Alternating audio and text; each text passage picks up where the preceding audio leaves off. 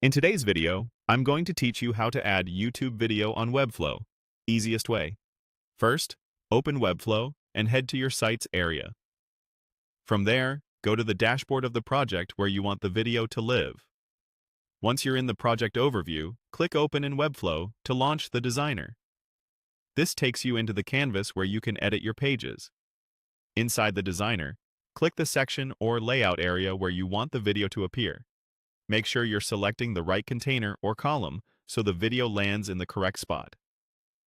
Now open the Add panel and choose the native video element. Drop it into your selected section.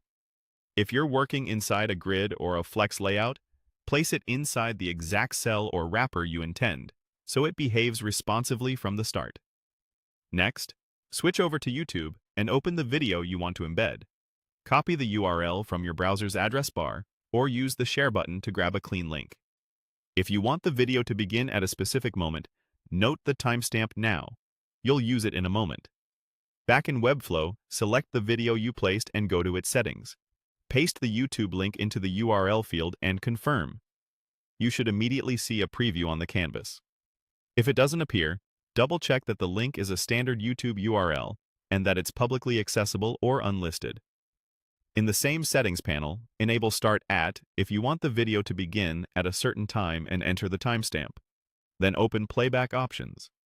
Here you can choose behavior like autoplay, loop, and whether to show player controls.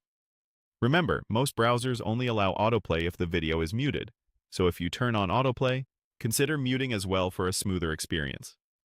Click Show All Settings to reveal any additional controls that help you fine-tune behavior to match your design and accessibility needs.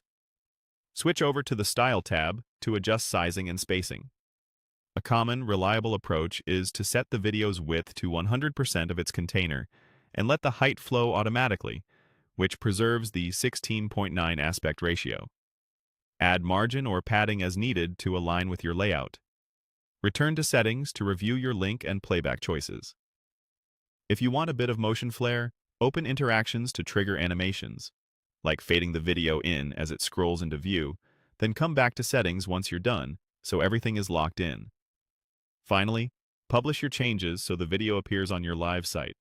Preview the page, test playback, and you're all set.